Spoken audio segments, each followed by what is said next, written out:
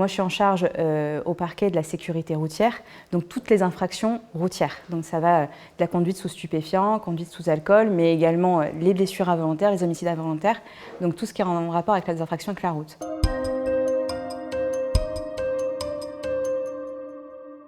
Alors, s'agissant des réponses pénales, c'est le ministère public qui décide d'orienter dès qu'il y a un accident grave de la route, comme pour toutes les infractions, qui décide de poursuivre ou pas. Et quand on poursuit, en général pour les accidents graves de la route, donc quand il y a une personne décédée ou des blessures très graves, on priorise en général vers une audience de jugement devant le tribunal correctionnel et avec des circonstances aggravantes et un homicide involontaire par exemple, on va directement sur une audience collégiale, donc à 3 magistrats. S'agissant de la réponse en elle-même, elle va dépendre de la gravité de l'infraction, donc des conséquences, et elle va dépendre également de la personnalité de l'auteur. On va probablement souvent requérir et souvent prononcer de la peine d'emprisonnement, un homicide involontaire avec 2 circonstances aggravantes, donc notamment avec de l'alcool, un téléphone ou sur stupéfiants. On est sur 10 ans d'emprisonnement encouru, on requiert et on prononce très rarement le maximal encouru, mais de toute manière, il y a souvent de la prison qui est demandée. Après, en fonction de la personnalité du prévenu, on va être sur de la prison aménagée avec sursis, de la prison avec sursis probatoire ou de la prison carrément aménagée ou directement dans un centre pénitentiaire.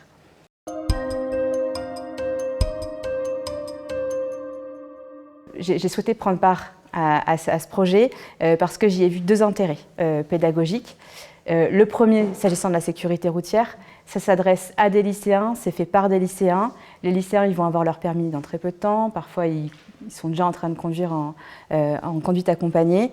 Et puis, c'est aussi ceux qui font pas mal la fête. Quand on est jeune, on a envie d'aller faire la fête, on a envie de boire avec les copains. Et on se retrouve avec un dilemme entre conduire ou boire, parce qu'on ne peut pas faire les deux. On ne peut pas faire les deux non seulement parce que c'est interdit par la loi, mais parce que c'est dangereux. Et j'ai trouvé que c'était très intéressant de pouvoir faire de la prévention routière avec les jeunes. Je trouve que c'est vraiment quelque chose d'intéressant. Et puis le deuxième aspect qui m'intéressait aussi en termes de pédagogie, c'est tout simplement ouvrir les portes du tribunal. Les lycéens qui prennent part au tribunal pas banal, ils ont découvert le tribunal, ils ont découvert comment fonctionnait la justice, comment on faisait une procédure, ils ont été au contact des magistrats. La justice n'a pas toujours la porte est ouverte, mais les gens ne s'en saisissent pas forcément. Et donc là, c'était vraiment pour moi très important de pouvoir faire découvrir le métier de magistrat, de greffier, magistrat du siège et du parquet, à des jeunes qui, un jour, vont aussi choisir peut-être de faire un métier et peut-être susciter des vocations à la fin.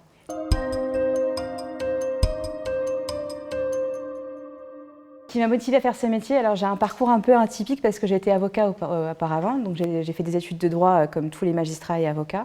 Et puis j'ai décidé d'être avocat, j'ai fait ça pendant 9 ans. Et puis au bout d'un certain temps, j'avais envie toujours de continuer le droit, toujours de travailler dans l'humain, parce qu'en fait c'est au quotidien, on est avec les personnes. Et puis le parquet, je l'ai choisi tout simplement parce qu'il y a une énergie, on fait des choses incroyables tous les jours. Il faut être très énergique et ça correspond assez à ma personnalité. Et puis ce qui est génial quand on est magistrat, c'est qu'en fait on peut avoir plusieurs carrières dans une même vie.